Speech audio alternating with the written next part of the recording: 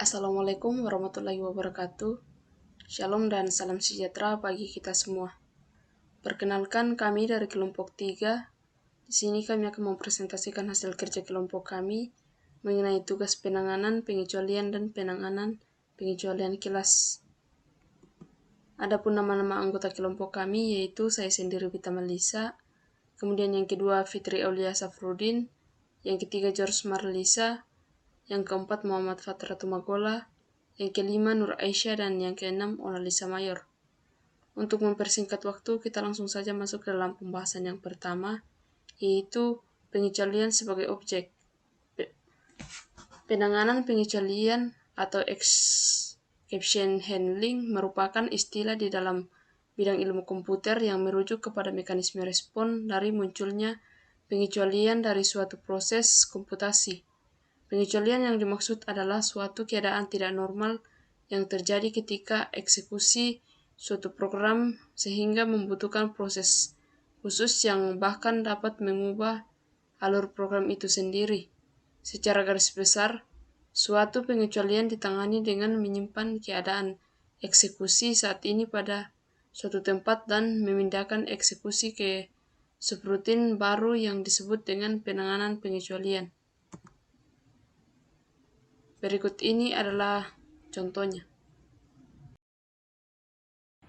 Oke, di sini saya Nur Aisyah akan menjelaskan tentang pengecualian coba tangkap atau try catch. Tujuan dari blok coba tangkap atau try catch adalah menangkap dan menangani pengecualian yang dihasilkan oleh kode kerja.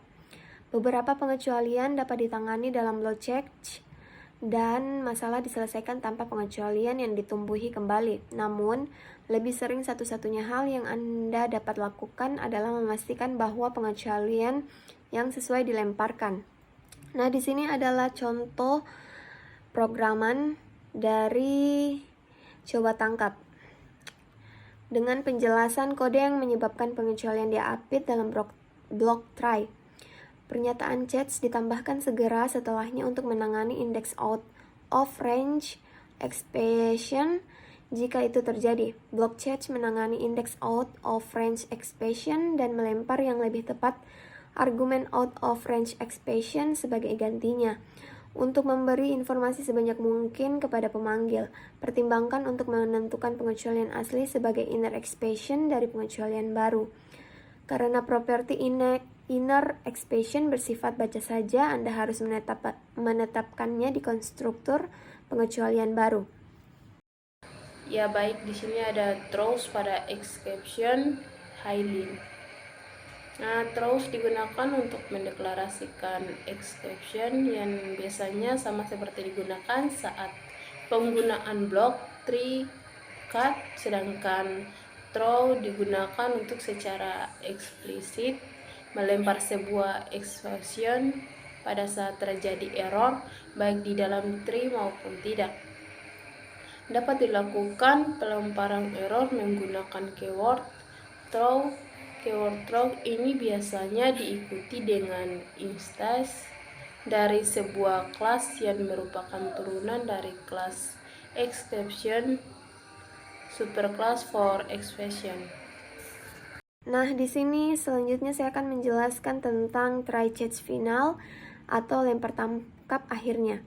Try catch final memiliki satu atau beberapa pernyataan yang harus dijalankan sebelum Anda keluar dari struktur try. Gunakan blok final. Kontrol diteruskan ke blok final tepat sebelum kontrol diteruskan dari struktur try catch.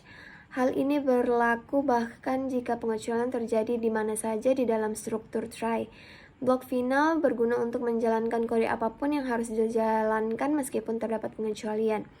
Kontrol diteruskan ke blok final terlepas dari cara blok try catch keluar. Kode blok final berjalan meskipun kode Anda menemukan pernyataan return di blok try atau catch. Terima kasih.